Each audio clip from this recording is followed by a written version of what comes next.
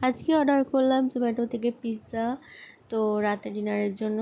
তো সোনাই অনেক দিন ধরেই খাবে করছিল, পিৎজা খাবে, কিন্তু অর্ডার করা হচ্ছিল না। তো আজকে ফাইনালি অর্ডারটা করলাম।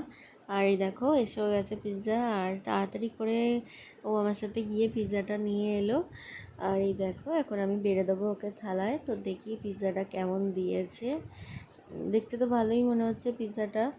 তো চলো সোনাই তোমাদের বলবে টেস্ট করে কেমন খেতে হয়েছে, কেমন কেমন দিয়েছে। তো এই দেখো আমি ওকে খাইয়ে দিচ্ছি।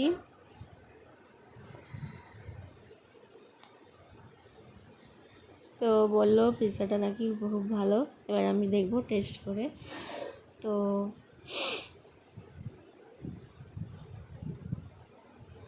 খারাপ ছিল না, মোটামুটি ভালোই ছিল। আর যেহেতু আমার চিজ অতটা ভালো লাগে না, তাই আমার অতটা ঠিক ভালো লাগেনি। তবুও খুব খারাপ ছিল না পিৎজাটা, টেস্টটা খুব ভালোই ছিল।